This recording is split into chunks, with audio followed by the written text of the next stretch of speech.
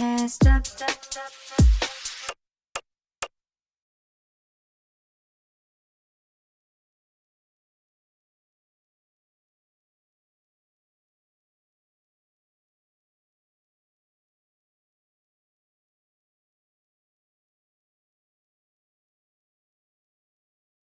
If you are somehow here without having watched the first 2 installments, then you're missing out on a lot.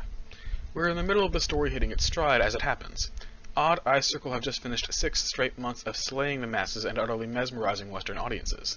The Hallyu effect is underway, a Korean wave spreading across a whole new demographic of people being exposed to K-pop for the first time. LOONA is a movement among these people, and the K-pop-centric space is now guiding their new friends inward. Eclipse was intense, Singing in the Rain was incredible, Love Cherry Motion was iconic, and the activities of Odd Eye Circle were still burning down Twitter and TikTok and YouTube, and the iTunes album charts as it happened. People still screaming about the endless serves have not even had time to process that a new girl is already quickly incoming, one who will begin the final movement of LOONA's next girl sequence.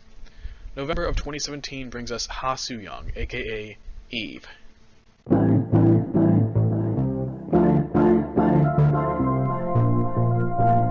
One thing to remember about the LOONA wave is that, being 2/3 complete, the group had 2 subunits already formed. Odd Eye Circle's hyper-popularity brought many fans, and many of them had difficulty adjusting to older videos and songs with themes that were vastly different from the girls they already stand 10 toes down. But there was at least enough of an effort to acknowledge the other girls' existences that everyone plugged into LOONA by now knew that the prior 2 units had had very distinct images, concepts, and sounds, and thus knew to eagerly await the incoming one to see how it would define itself. The first sign of the direction for this subunit was the slight twisting of just about everything, starting with the new girl's name. Eve is noticeably a French name, masculine but phonically resembling the feminine Eve, Eve, who everyone remotely familiar with any Abrahamic religions will be aware is said to be the first woman God created. The second sign that something was going to be different was the color. By now, LOONA fans were familiar with the opening animatic attached to their official videos, which showed, in at least Odd Eye Circle's case, a waning moon of that girl's color. 1/3 have been assigned user-friendly secondary colors, while Odd Eye Circle were given vivid neons. Eve was being introduced to us with burgundy. The third sign was the moon animatic itself. Whereas in all other cases it had waned towards the right, it now waned in reverse, towards the left. The fourth sign of this new LOONA movement's quirkiness and off-center presentation was the name of the song. Just new, deliberately lowercase, and nothing else. So the signals so far were willingness to break patterns and play around with language and gender. New is quite the fitting title, since this is alleged to be the first Soultronica song to emerge from Korea. Besides apparently being a fusion of soul music and electronica, I have to say that accolade is probably appropriate, since that genre doesn't appear to have any mainstream names attached at all. There is a Soultronica playlist on Spotify, and I was able to immediately pick up on similarities with Eve's New, especially in such tracks as Promises by Logic 1000. Monotree and Jeong definitely have very specific tastes, and a very noticeable appreciation for the underground and hard to bump into. Nonetheless, it's not a bad choice, since songs of this variation seem to share a distinct quality. They're not instantly headbangers, but are very good at drawing you in. Many have called New one of the catchier songs of LOONA's discography. It takes its time building up to a very subdued first verse, the bass and synth simply bumping through the speakers over a singular snapping sound, as Eve dances to the beat on screen. The spoken word chorus finally kicks in with a strong refrain arranged around the beat, almost seeming to build up to a post-chorus but ultimately dropping right back into the second verse, but now with a stronger instrumentation. The whole song runs on this delayed gratification approach, not playing tricks on the listener but simply chugging along slowly but surely. Eve is clearly not the strongest vocalist out there, but she can sing well enough to supply the music, with her real focus being dance. Although New is less of a blatant choreo visualizer than Eclipse, it's still chock full of money shots of Eve going through their frankly inspired dance moves.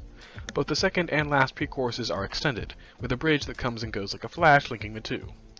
By the end of the song, you don't feel worn out, but you definitely feel satisfied. Biblical leanings and motifs are very clearly the direction for at least this girl, right out the gate, as while LOONA 1/3 was all about the animals and Odd Eye Circle was all about the colors, Eve's music video comes loaded with dozens upon dozens of apples. Even if her contemplative gaze towards this particular fruit, and all the emphasis put on them falling from high places and being bitten into weren't making it obvious, the description of the video on YouTube spells it out, directly comparing Eve to she of the same name from the Bible, and describing her as someone questioning her existence and willing to defy rules, structure, and God herself. New is basically designed to reward and encourage paying attention to LOONA music videos. in that it makes a ton of references to other videos while developing the new side of their universe. Eve is described as residing in Eden and being willing to fall, which would eventually take on a much wider meaning than initially hinted at, in that Eve is implied to fall directly from her side of the Looniverse, Eden, down to Earth, where all the first few girls are living.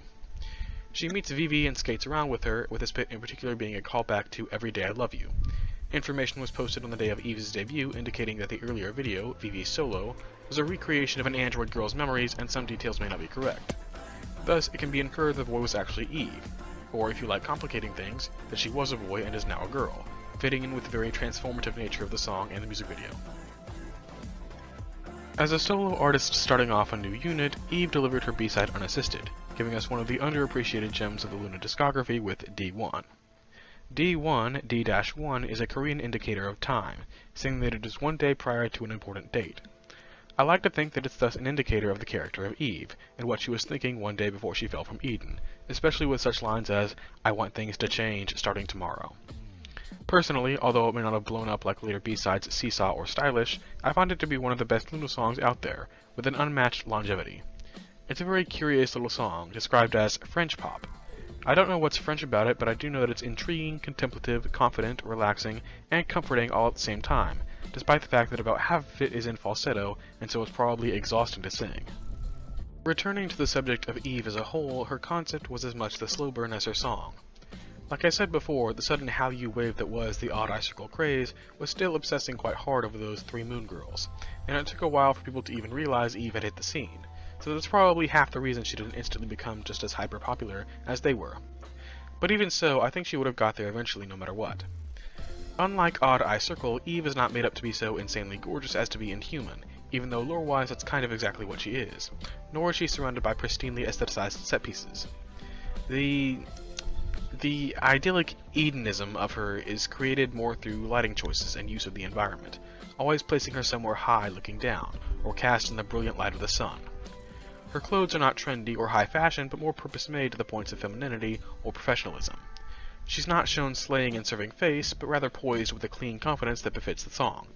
She's made to look like an ideal, self-realized person who could be admired and popular, but not unattainably or peerlessly so. Of course, this all changes with Heart Attack. But wait, before we get there, we have to discuss the Carol 2.0. It's you, baby. Eve debuted late November, so there was a big chunk of December in between her and the next girl. So, with the holidays approaching, they pulled Eve away from the set of the next MV to come spend 5 minutes shooting the epitome of B-side content.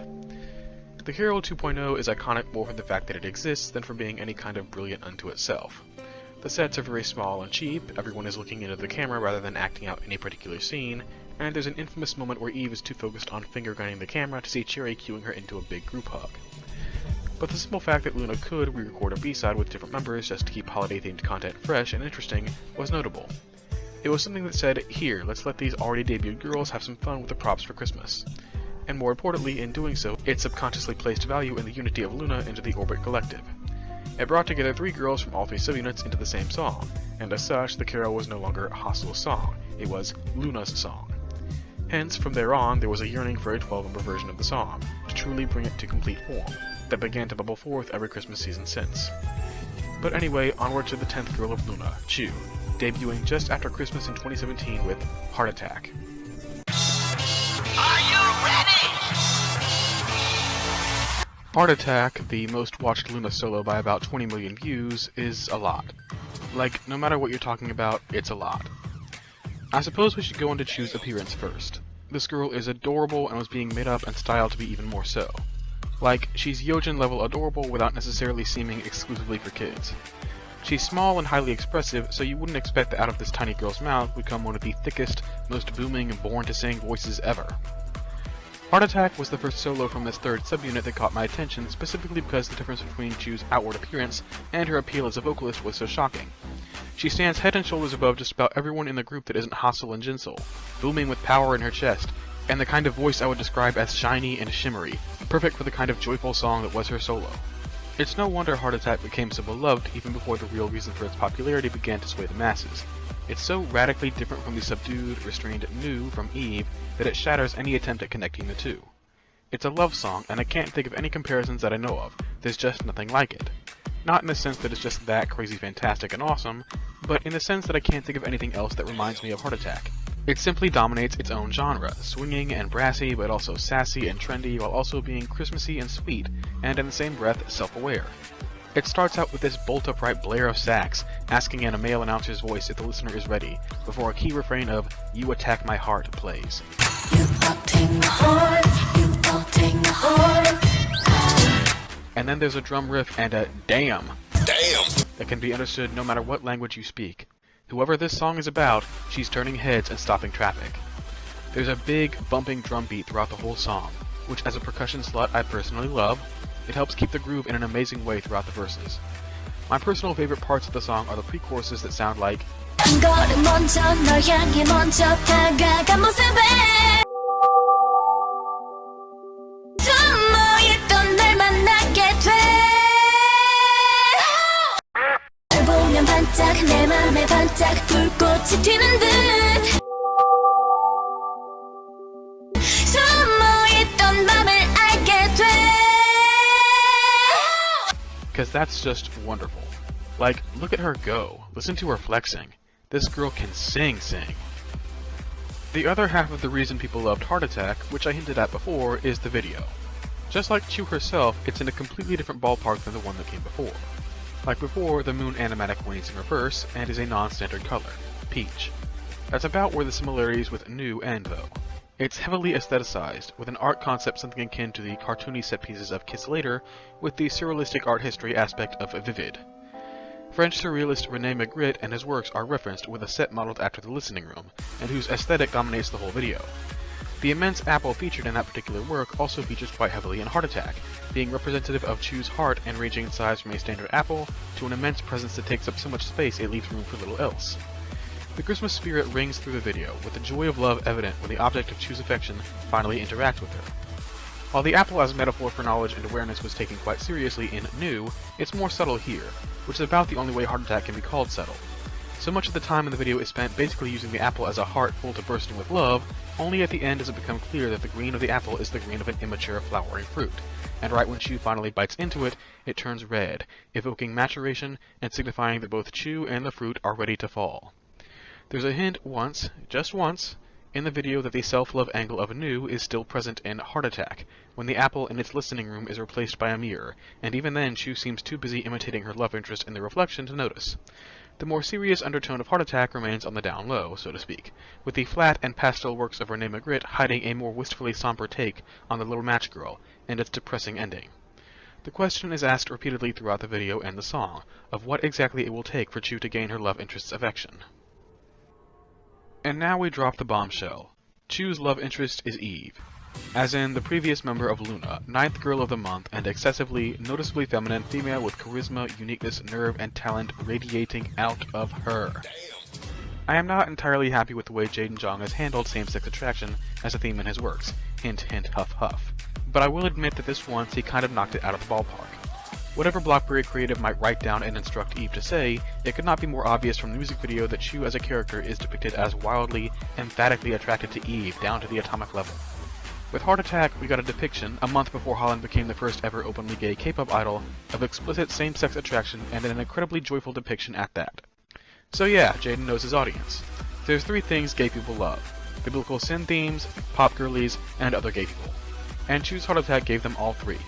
So gay people, especially gay K-pop fans, went crazy. Chu's solo eventually grew well beyond the theoretical limits of LOONA solo viewership, steadily gaining steam throughout 2018, 2019, and 2020, until it eclipsed every other LOONA solo by a wide margin, and becoming another chronically viral aspect of LOONA, contributing yet again to the wave of interest Western music fans were expressing in LOONA, and by extension, Korea.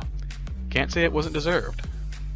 It was a rewarding experience online, and the memes that sprouted forth were and are absolute and forever. Chu and Eve, the rich Asian lesbian billionaire couple, and who gives a fuck about Wojisonyo. The tide of comments saying, oh that's why she fell for her on Eve's video once Heart Attack watchers realized it was her. Yes, Chu was so well liked she actually boosted attention on Eve by crushing on her so hard.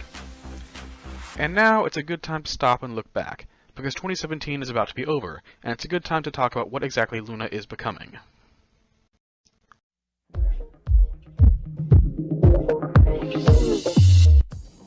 LOONA are and have been for a while one of the definitive examples of a K-pop group that is popular not domestically but very much so in the West, to the extent that they are recognized as a Hallyu force unto themselves. There's a reason for that. It's December now. Odd Icircle got their own whole video on what was making them popular with the Western music audience, but Eve and Chu were a part of it too. Eve with her incredibly underground/indie leanings, and Chu with her Ariana Grande-esque vocals. This means that from May to December, really January given how close to 2018 it was, Western music fans paying any attention were getting spoon-fed a constant, steady stream of content tailor-made to appeal to Western music fans. For 8 straight months, Western listeners got some of the most well-researched and creatively driven music, with extreme variation in style and concept, all tied to the same project, never having to go too long without a shiny new release they were pretty much guaranteed to eat up. 8 months is about the length of a long hiatus for any one K-pop group. To K-pop fans, it doesn't sound like a long time at all with how fast the industry moves, but it's a very long time to be nurturing affection amongst a fanbase when considering that a lot of Korean companies, trying for their own LOONA effect, toss an English single out into the world, and then wonder where all the Western love is at, while their group is recuperating for roughly that amount of time. If you want Western music fans to love you, it takes a consistent effort to love them first. And whether by accident or on purpose, Monotree, Jaden, Jeong, and LOONA created a group that would spend the latter half of 2017 gathering what would become one of the most ironclad bases of love the West would ever have for a K-pop group. I'm going to talk many times in the future about how unbelievably popular LOONA really are, what their reputation among the West really is versus what chronically online K-pop fandom has to say about them, and in the future I'll be addressing by name just a few of the groups that have tried very hard to be LOONA, while their fans insist that they're revolutionary and original. This is only the first of many times I'll be looking back on LOONA doing, quite frankly, a lot and earning results.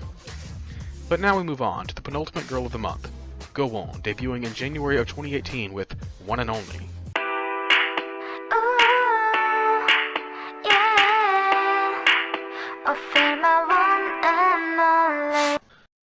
Preceded by an Eden green moon, GOFUNDMES entered the scene in the new year of 2018.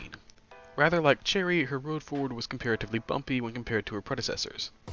Whereas choerry was getting dusted by locals for allegedly not being able to sing like Kimlip or jinsoul, and it was really the concept of the song causing that skew, she was able to ride the hype due to sharing the general odd eye-circle angle and being interesting enough to watch in action. However, things with this new subunit weren't so cut and dry. By now, it's becoming apparent that while one-third's sound was youthful and innocent, and Odd Icircle's sound was heavy-hitting girl crush, this third subunit's sound was just not having a sound. There's virtually nothing linking Heart Attack to new, and now One and Only comes in and shoots off in, again, an entirely different direction. This benefits this subunit in a lot of ways, but also serves as a double-edged sword. Without sharing elements that made new or Heart Attack popular, One and Only and GOFUNDMES with it had a harder time gaining traction. The song is definitely more Korea-friendly and less experimental than prior efforts, if still with more unique polishes on it that help it stand out. Chu was obviously a powerhouse vocalist that easily overshadows the likes of Eve and GOFUNDMES, but Eve was given an intensely mesmerizing choreo to highlight her skill as a dancer, while GOFUNDMES' dance skills go underrepresented by the choreo One and Only shows off. And despite the presence of 3 different raps in the song, they're meant more as set pieces for One and Only to accentuate itself with, than to show off GOFUNDMES as any kind of particularly skilled rapper. All of this meant that GOFUNDMES had it rough, following Chu and not being able to sing on her level, and thus being painted as not being able to sing at all and coasting on pretty. On the bright side, this gives us a segue into something positive to talk about. GOFUNDMES is absolutely gorgeous, which is the first thing that needs to be said. I said that Chu was adorable and that Eve was more modestly beautiful than the unearthly stylization of Odd Icircle, but GOFUNDMES is so beautiful she outright doesn't look human at times, resembling a porcelain doll for much of the video, just a little bit too pale and perfect. This is arguably the point and what makes her perfect for the concept, since One and Only's sets and music video are cut, painted, shot, and cropped to resemble a dollhouse. Ethereal is the word of the day, and this is the angle One and Only leans into for its sound. I love it. I love when a song sounds just a little outside the spectrum of worldly, and sounds like you're venturing into another realm.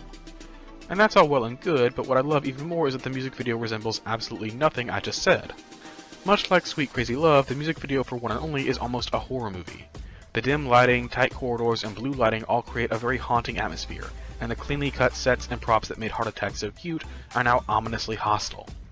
There's shots of a long hallway where shadowed silhouettes of Eve and Chu peek from behind corners and grow closer when GOFUNDMES isn't looking. They chase her through the hallways of her home, and she hides in closets and under furniture from them.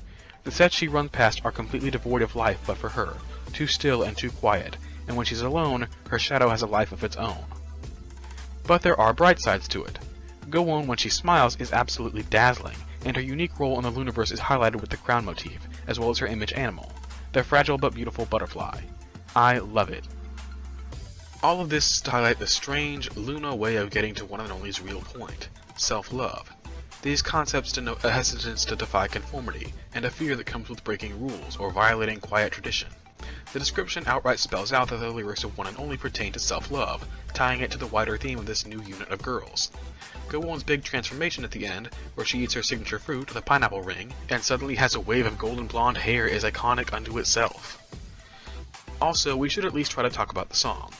One and Only, with the title stylized the same way as the English name of one-third single Love and Live, is a bright, upbeat pop track with an ethereal sound. I can't quite call it the most inspired song to ever be sung, but it has its share of bells and whistles to hold it all up. Uniquely, rap is utilized 3 different times in the song, and never where a rap typically is. In the most boring versions of K-pop songs, a rap replaces a second verse outright, and doesn't make it worth the time spent on it, and somewhat more inspired songs can juggle both. But in One and Only, the first is a spoken word pre-chorus with an echoing effect. The second one is a short drop from the chorus with only one rhyme, the title drop, before dipping into a full second verse.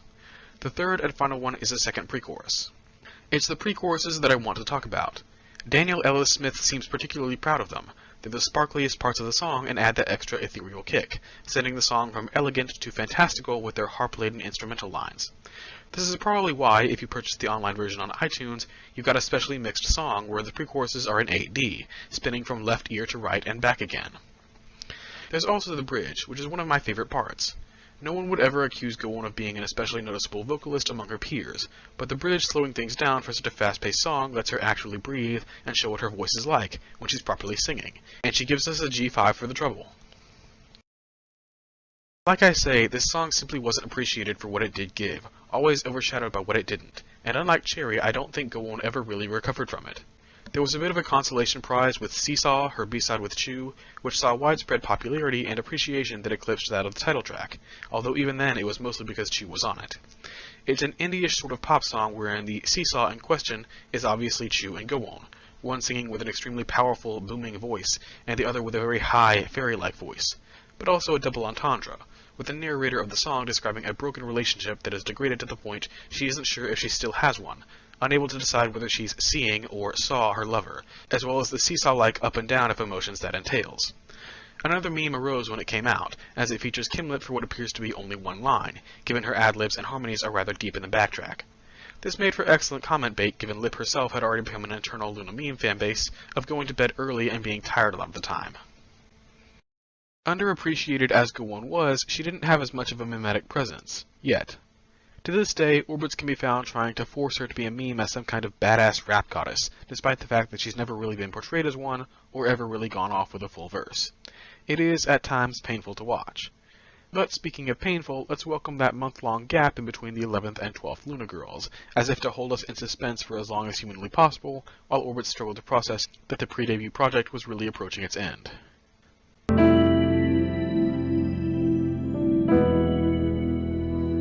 In the middle of February, LOONA posted the enigmatic teaser 2018.2.29, a date that quite obviously does not exist as 2018 was not a leap year. All it consists of is a grainy video of an eclipse, with a perfect black circle ringed in light just like was made famous with The Ring, tinted at the edge with Heejin's pink on one side and Go-Won's green on the other. Of course, if LOONA were viewed as a circle being looked at edge on, then the final girl's color, in between the first and 11th girl's colors, was being spoiled early. On the 28th, one day before this fictional date, LOONA would post the teaser for Cinema Theory Up in Line, a special event for paying orbits in Korea where brave soldiers risked it all in the name of preservation of history. The reason this event is important enough to talk about is for 2 reasons. One, the teaser for it was a masterpiece that characterized each LOONA girl silently, including the last one who had yet to debut, and was just a silhouette with a date added marking her reveal. The second is that this event, hosted twice at separate locations, involved the partial unreleased music videos, which is a very important subject. Starlight from Odd Eye Circle and Seesaw from Go-Won at the very least had music videos that were never officially released, and I can already tell you that they won't be the only examples of such. Orbits have long thought it unfair that they never saw the light of day. After all, if the content is finished and the work was done and time and money were spent to make it, isn't it worth releasing? Sure, maybe keep them exclusive for a year or 2, but release them later just because if you don't, you wasted money. Right? Well, I guess not. These videos were never heard from again. Oh well. This leaves only the reveal of the 12th and final girl of LOONA, finishing off the last of 3 subunits. Son Hyeju, stage name Olivia Hye, would be revealed March 18th, and make her debut as a solo artist on March 29th with Egoist.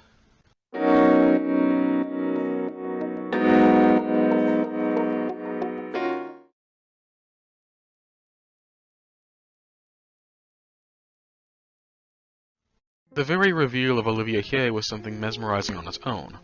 Her name itself was inspired. Much as with their songs, the names of each girl in this last unit had been completely off the wall, and everyone was anticipating her name as much as her look and her music. There had been Eve, whose name was simultaneously masculine and feminine while being foreign, Chu, whose name had evoked the sound of a kiss, Gowon, whose name was discovered to translate to Rainmaker in Nigerian, and Highlands, aka the brighter side of the moon in Korean. Now we had Olivia Hye, a 2-part name in Western naming convention with a whopping 4 syllables. Olivia Hye shared her given name with the main character of Shakespeare's Twelfth Night, thus being a pun and also referencing the tangled infatuations of said character. The second thing LOONA fans had been yearning to see the slightest glimpse of was her color.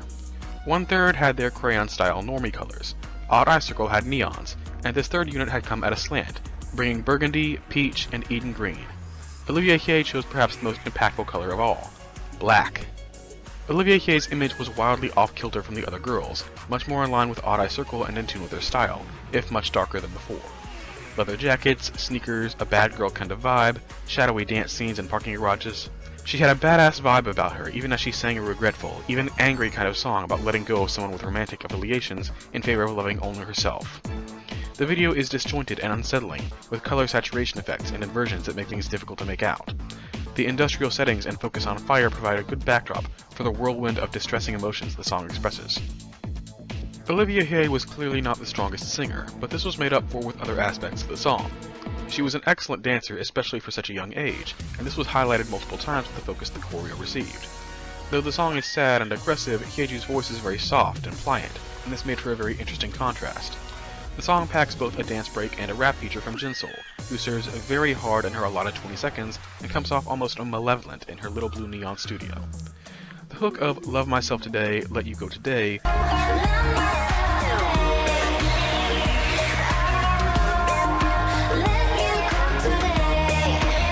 was incredibly effective and sold both the difficulty and necessity of such a decision. As with New, Egoist has resonated particularly well with fans over the years. And it's not the only song from her either. While Seesaw was the B-side of the week at the time it was released, it would eventually be overtaken in public consciousness by Rosie, Olivia Hye's duet with Gowon. This is another one earning the GOAT award because it's just that good. The instrumental is a unique flavor of elegant and sassy, and the lilting back and forth of Gowon's and Olivia Hye's similarly soft voices leaning high and low makes it an especially easy song to get into. And, just like Egoist, it has a complete form, packing verses, rap features, and dance breaks all into the same song with a bridge and an outro to cap it off. A lot happens in 3 minutes, and Heejin's guest rap is probably one of her finest moments, and certainly her finest rap, easily outshining her less flattering showing on Singing in the Rain. It's just pop excellence in that way that makes it especially popular with gay fans, and only gay pop fans are going to understand it. Once it was revealed, the fact that Olivia Hye trained for only 1 day shot off as one of LOONA's most iconic memes. Her and the prior 3 girls had all been scouted from idols already heavily trained, mostly in dance, but even then it kind of stuns just as a decision. Choosing her as the final girl of LOONA may seem rather impulsive in that regard, but it was clearly the correct decision, given how she would go on to become one of LOONA's most popular members and achieve multiple viral moments and dedicated fanbases based purely on her performance as an idol. One thing to note is that this whole time this Eden unit has been unfolding, fans have been picking up on the different cameos made. Vivi had appeared in Eve's solo, haseul had appeared at the end of Chu's solo, and a cat, Hyunjin's signature animal, had appeared in Gowon's One and Only. So the running theory was that each girl in the Eden unit was the alternate universe counterpart of a girl from Earth in the 1/3 unit. This made things hit with a particular impact when, after Egoist ends, Olivia Hye looks behind her to see none other than Heejin walking up to her. All 12 girls were here. The pre-debut project was finally over. Except not, because a month later a unit teaser dropped.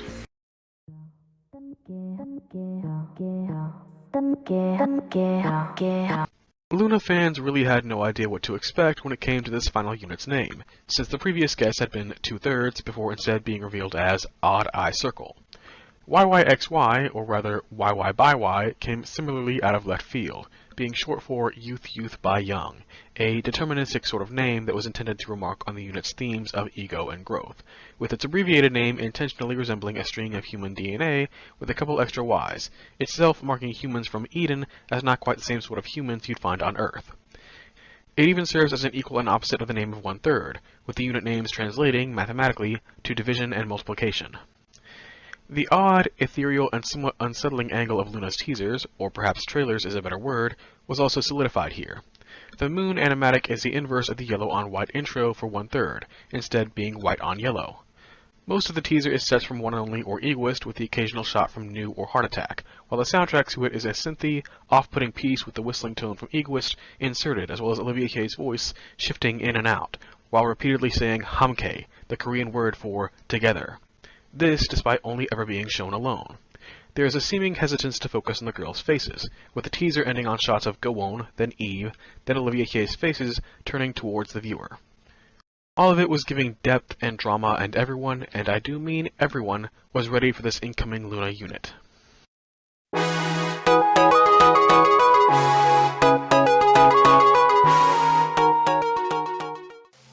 The very announcement of Love Forever by LOONA YYXY was turning heads, because it came appended with featuring Grimes, which, and this is important for those of you having squabbles on Twitter, was kind of a big fucking deal. Because Grimes herself is a big fucking deal. She was an A-list star by the time LOONA entered the scene, or perhaps B-list if your A-list tier is exclusively Britney Gaga Swift Company. Where Billie Eilish and Olivia Rodrigo are now, Grimes was then, making waves with hits like Oblivion and Kill V Mame, and she still stands head and shoulders above pretty much every random white dude Jungkook has seen fit to collaborate with, barring Justin Timberlake. Mind you, all this was before Grimes was launched to even more prominence by hooking up with Elon Musk.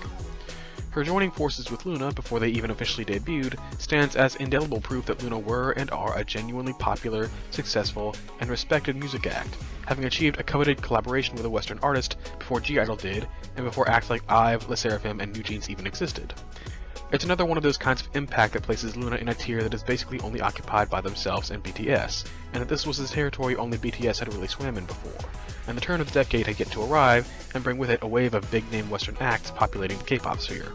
Maybe K-pop fans aren't going to realize this, but the very fact that it only ever seems to be big corporate entities whose artists are quote-unquote earning these collaborations these days is what exposes it as something big corporate K-pop entities envy in groups like BTS and LOONA, whose contributions to Hallyu made them real successes in a way that can be imitated but not truly replicated. You run across some basic cloud-chasing K-pop personality on Twitter trying to act like LOONA are unknown nobodies and introduce them to this crossover. They will have no explanation for it. So, Love Forever happens. Love Forever is a YYXY take on a cute, hyper-bubbly electro-pop song. It's been said to resemble G by Girls' Generation, probably because the same guy wrote both songs, and oh yeah, that's another wig snatcher you can cite when discussing LOONA's totally unknown loser status, getting songs by the dude who made SNSD masterpieces. Imagine having E-Tribe and Grimes on the same song. Only LOONA. I mean, I say this as someone who likes Love Forever more than G, which isn't hard if you're a die-hard Team Genie enjoyer like me. Love Forever definitely feels like a more realized concept, with its bubbliness being in a much higher concentration, and its electronic, brass, and synth elements giving it that slightly slanted, pop music a little to the left vibe. Both conceptually and sonically, it's giving much more Chu and Gowon than Eve and Olivia Hye, being just incredibly joyful and sweet and energetic. The chemistry is something to behold. YYXY have a certain balance to them just as Odd Eye Circle did, but it's a different kind of balance, in which rather than everything exhibiting synergy by being equal on all fronts, it's a bunch of different vibes and voices coming together out of chaos to create harmony. You have Eve, who sounds constrained and mature, Chu, who sounds bright and bubbly, Gowon, who sounds like a fairy, and Olivia Hye, who sounds smooth and sultry. Love Forever gives you that iconic intro by Grimes. Hello. Whoa, hello? Finally introducing LOONA. Oh my god. Are you girls ready? Yes, we are! Okay. Let's go. Before launching straight into that chorus in its first move. Both these aspects of this song became viral memes unto themselves. You know that meme thing people do in comment sections across YouTube, TikTok, Instagram, basically everywhere, where they fill a sentence with emojis as a form of copy pasta? Yeah, this is where that started. people were specifically doing the LOONA variant everywhere, and it helped LOONA boost their influential stock even further, whereas the "My Kidney is Pounding" lyric and its associated choreo quickly became a more standard K-pop variant of viral, simply being a major in-joke among orbits that quickly spread outside its community. Then the song dips into its energetic first verse, which very quickly gives way to one of the more outstanding pre-choruses I've yet seen from LOONA, making perfect use of that harmony I mentioned. It's repeated 3 times in the song, once with Olivia and Eve,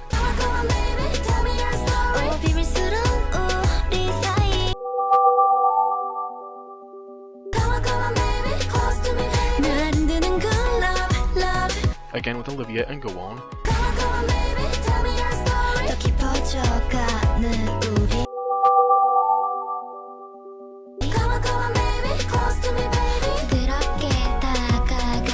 and then again with Olivia and Eve,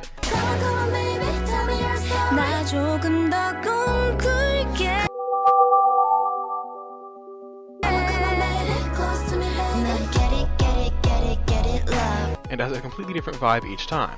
The flavor of the song changes each time a new girl sings. Chu is of course popping off on the vocals, while GOFUNDMES is doing some heavy-duty center work. After the second chorus, the song drops into that dance break I mentioned, entering a sudden dubstep trance that just perfectly encapsulates the crazy, chaotic perfection that is LOONA.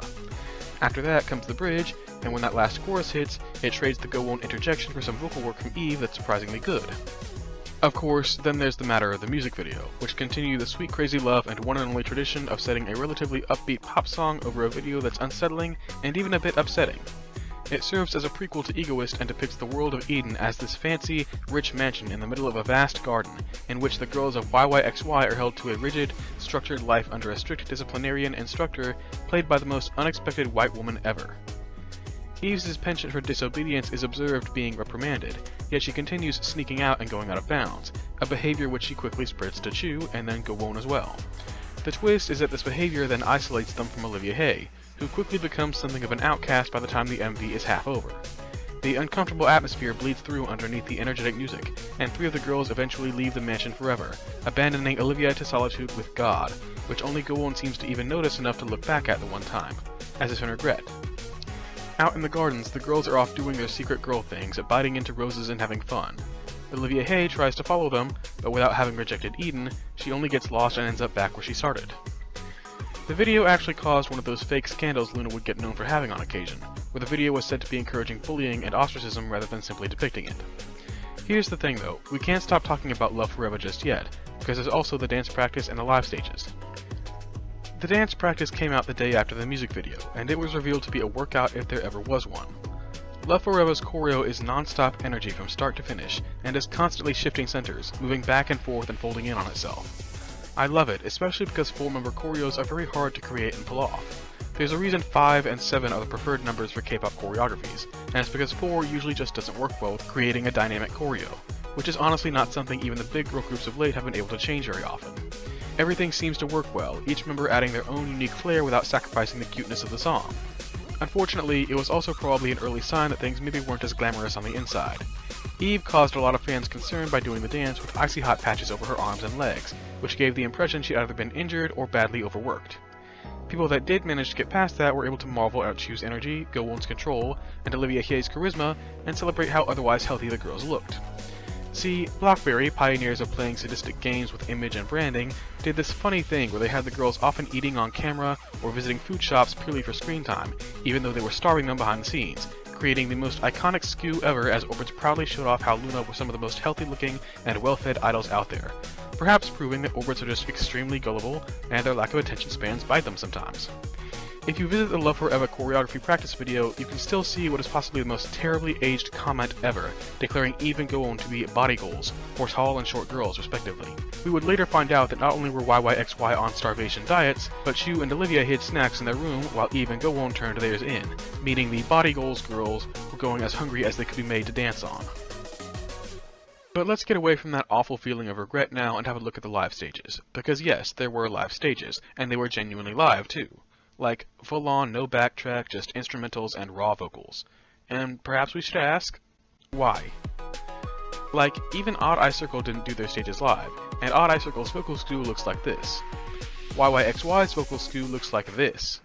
Chu tends to sound okay, but it's pretty clear the other 3 are struggling, and the boot camp-ass choreo they're doing isn't helping matters. But choreo is where the live stages bring out their ace in the sleeve, or rather 4 aces in the sleeve. This was how most people found out that there were in fact 4 different remixes of the song, each with their own dance break. The girls did their stages in different colors of their now iconic unit outfit, and one day people watching that one video got treated to this.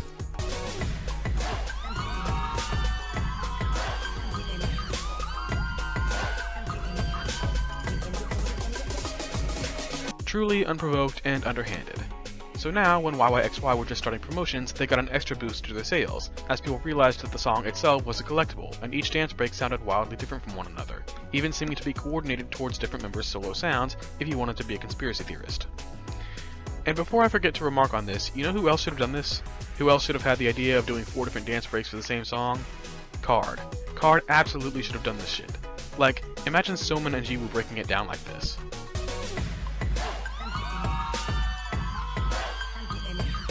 It would slap so hard, it's not too late. There's still a whole album to go through.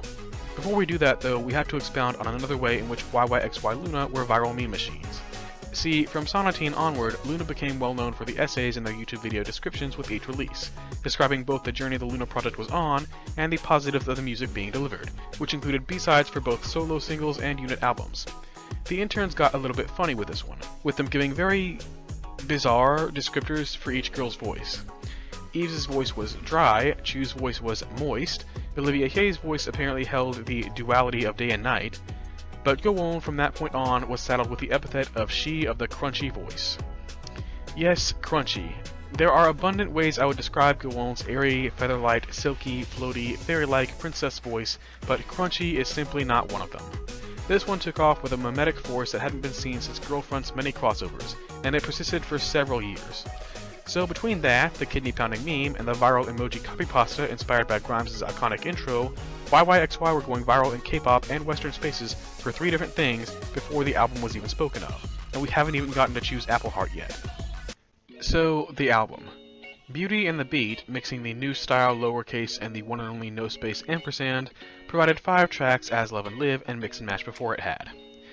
Besides the title track, there was Dal Senyo, the spiraling, vaguely retro guitar and synth melody that eventually gave way to a weird and somewhat unsettling meltdown, featuring a distorted recording that sounds like it came straight out of Mortis Ghost's Off. So, LOONA at its finest. Then there was Frozen. Frozen was a good display of the way YYXY's style of pop worked, going for a strange, genreless sort of song whose vibe seems to be winter turning to spring, vocal-driven and sparkly. Despite being unusually restrained for LOONA, it all works, providing the aesthetic in every ounce of the music, and even getting experimental, in which Chu pulls off a 7-second high note while Gowon does some spoken word poetry over it. It provides a nice contrast to the ceaselessly upbeat and bubbly Love Forever, being relaxing and feel good. Then there's One Way, which is a ballad. And, respectfully, who asked?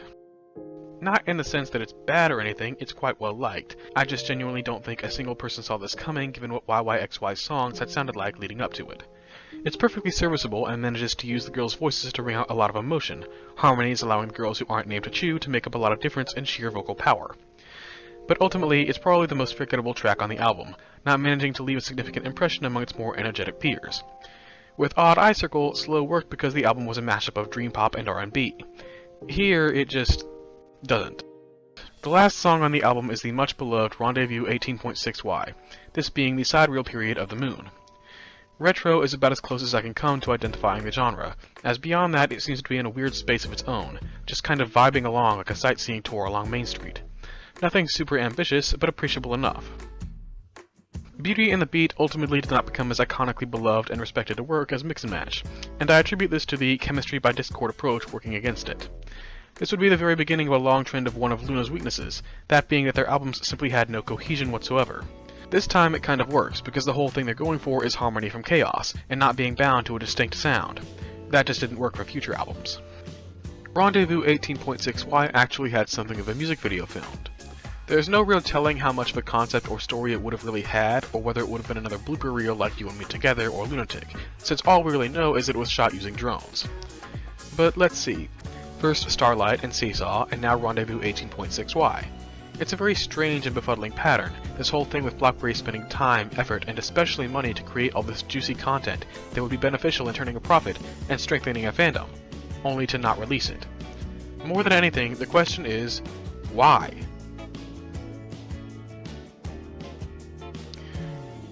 Well, I guess we'll never know. But I'm sure it's just down to bad coincidences and unfortunate happenstance, and not at all anything nefarious on the part of an evil, underhanded company. No, that would be just preposterous. Before we move on, there's one more Love Forever related thing I want to talk about, and it's this LOONA TV video. Posted on jinsoul's birthday in June 2018, it was the set of photoshoots for the Beauty and the Beat album, and the members were tasked with blowing on dandelions. GOFUNDMES accidentally blows dandelion seeds on Olivia, who pouts about it, and Chu is serving gay main vocal with how easily she blows not just her own dandelions, but Yves's too, and the gesture is returned for maximum gayness. And then there's Olivia, who...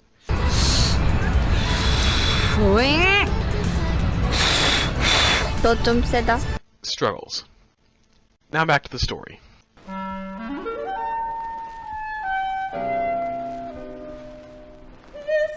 With Love Forever dominating the K-pop space from the last day of May, fans were eagerly awaiting the repackage they knew was incoming.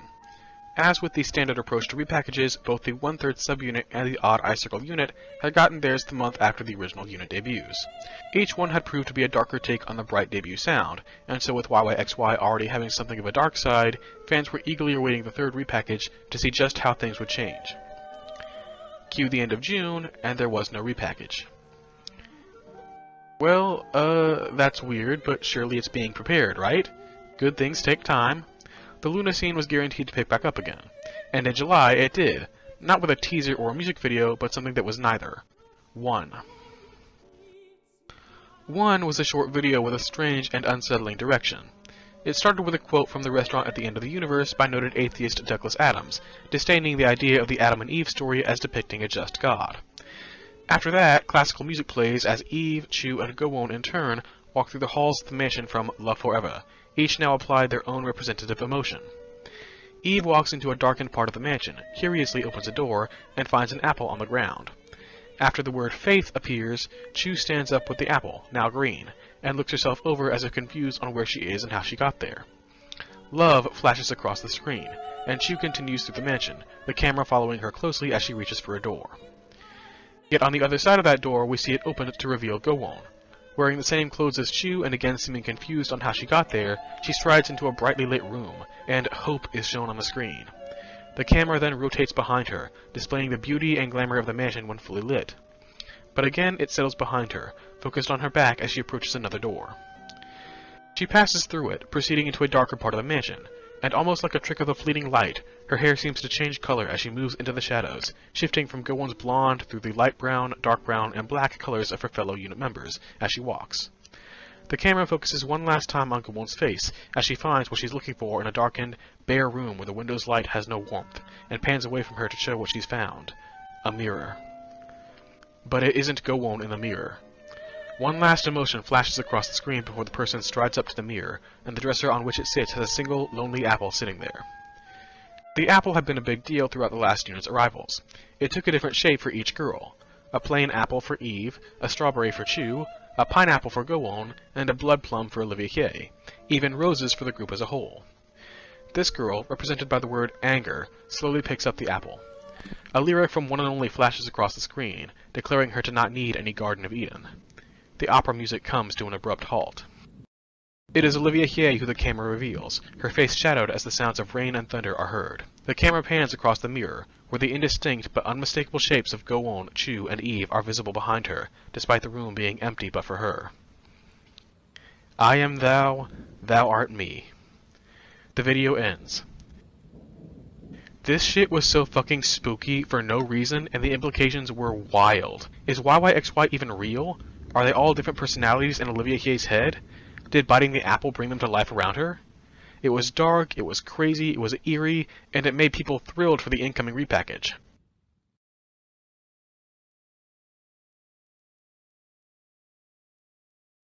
Which never came.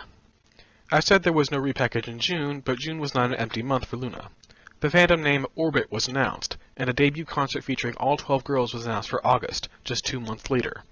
By all appearances, we were skipping a YYXY repackage and jumping straight into the full group debut.